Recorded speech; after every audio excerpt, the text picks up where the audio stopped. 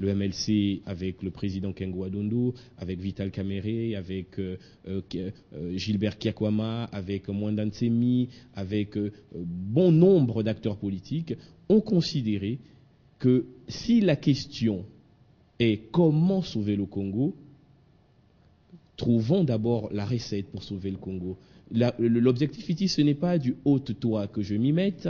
L'objectif, ce n'est pas aller à la conquête du pouvoir pour simplement privatiser les ressources publiques. L'objectif, c'est trouver un salaire décent pour les enseignants, pour les médecins. L'objectif, c'est construire des routes qui intégrer l'espace national. L'objectif, c'est avoir des budgets à la hauteur des problèmes sociaux du Congo. L'objectif, c'est avoir une économie en croissance permanente qui pourrait nous orienter dans un chantier de développement. Et ça, c'est pas de la magie, c'est du travail au préalable. Voilà pourquoi notre approche, elle est la suivante.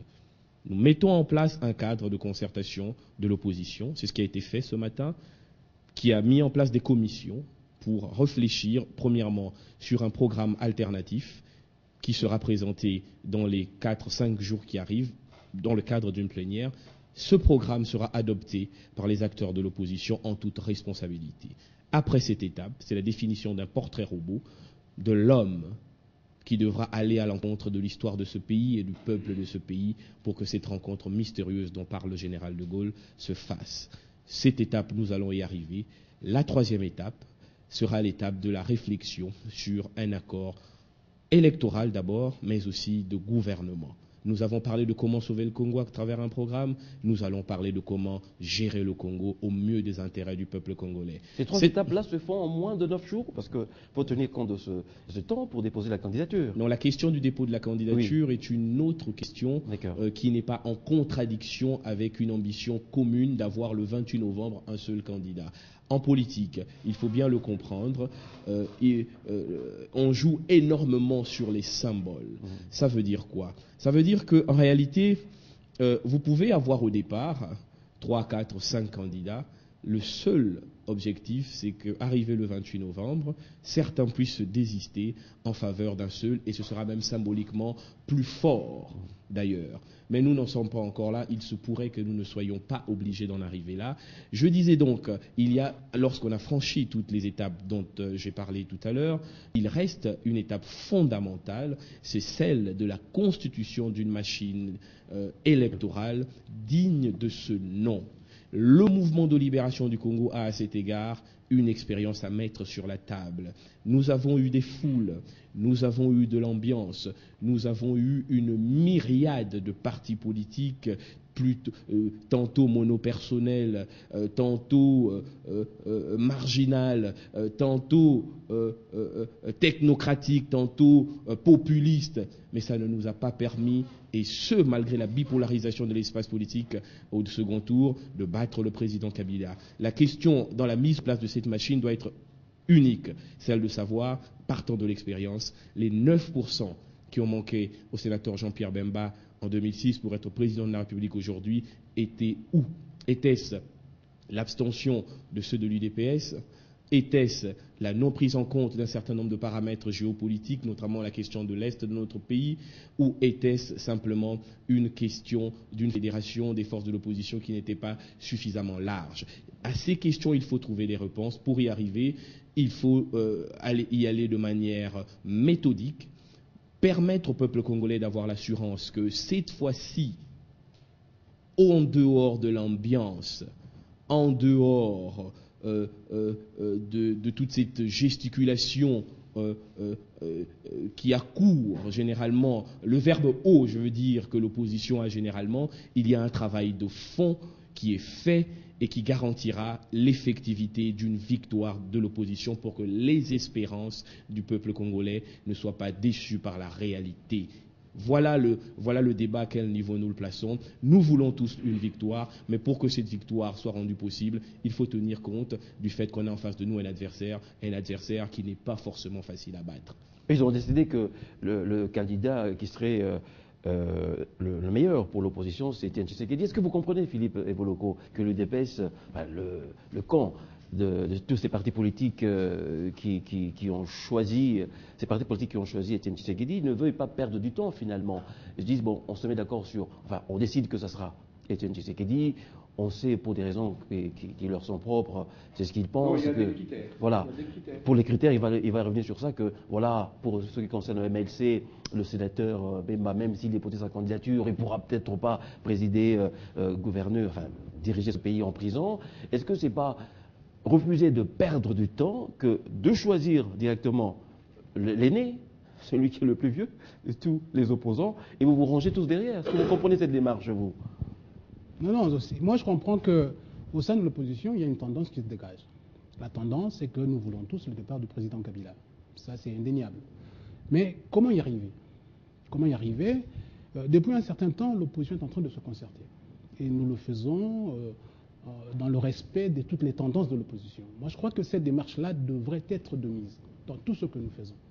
Mais si aujourd'hui, nous voulons avoir ce candidat commun de l'opposition, mais il faut d'abord, comme l'a dit Germain tout à l'heure, ce candidat-là, il va faire quoi quand il gagne les élections?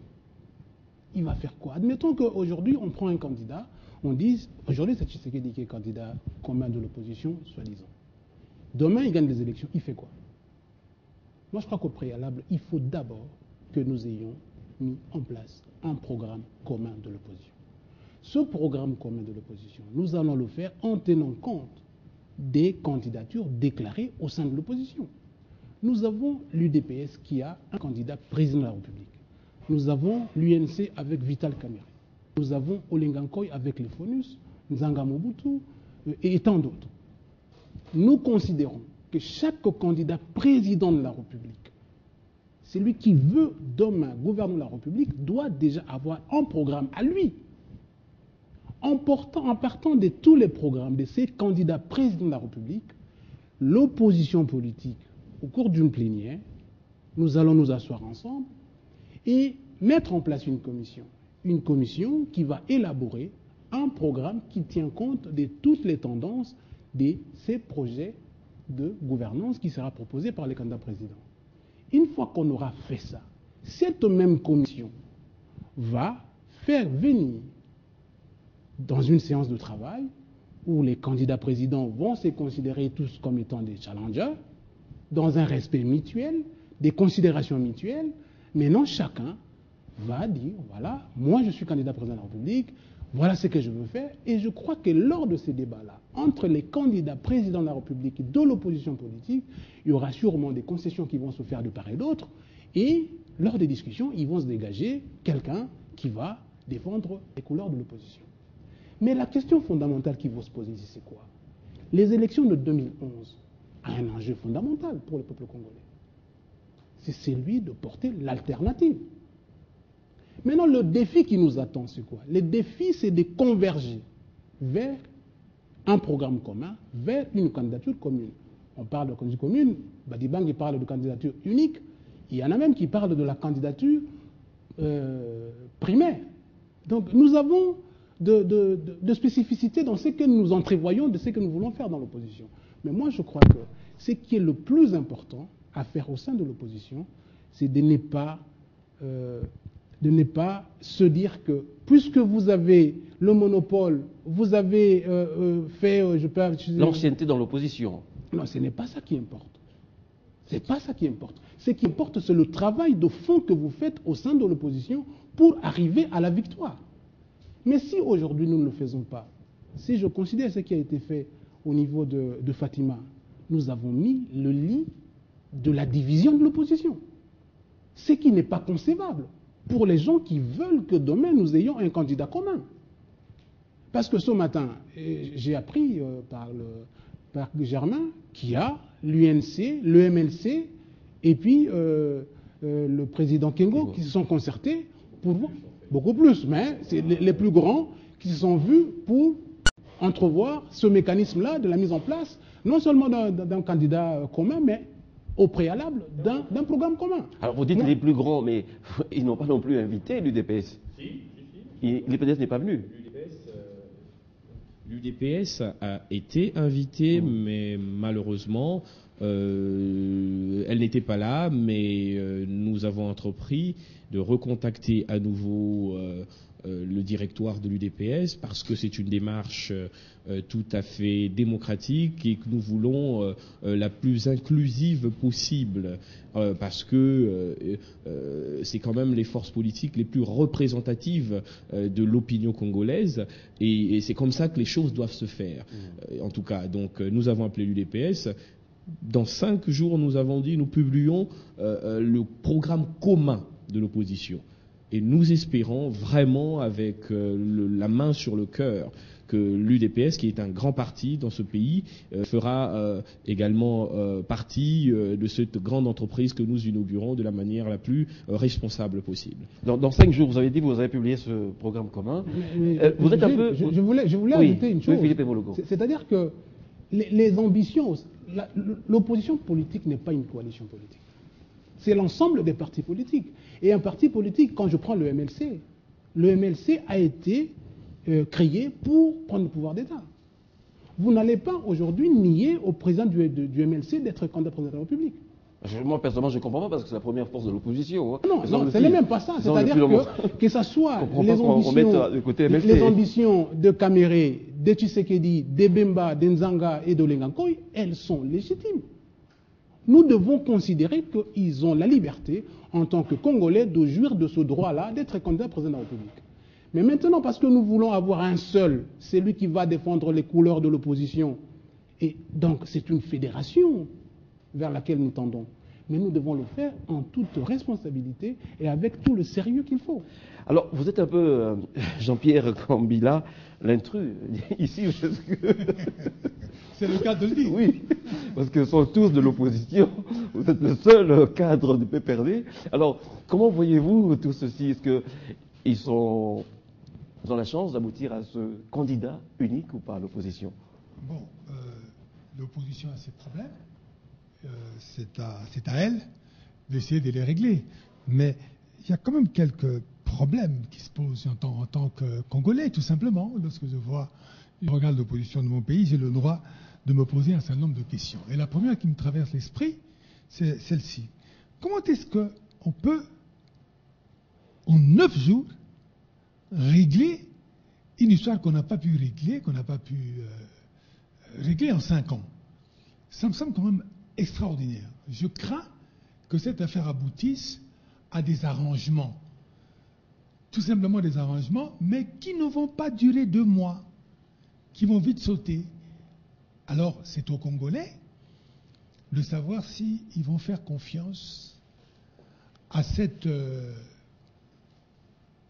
excusez-moi, je ne trouve pas un autre mot. J'aurais bien voulu trouver un mot plus poli à cet aéropage-là. Parce que je ne peux pas appeler ça une coalition. D'ailleurs, M. Voloko vient de dire. Une coalition, ça se prépare. On échange depuis longtemps pour savoir qu'est-ce qu'on va faire éventuellement. Quelles sont les valeurs qu'on va mettre en avant.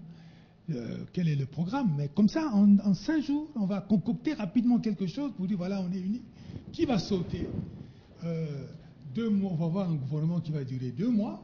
Et après, on ne saura plus que faire de ce pays. Non, ce n'est pas sérieux.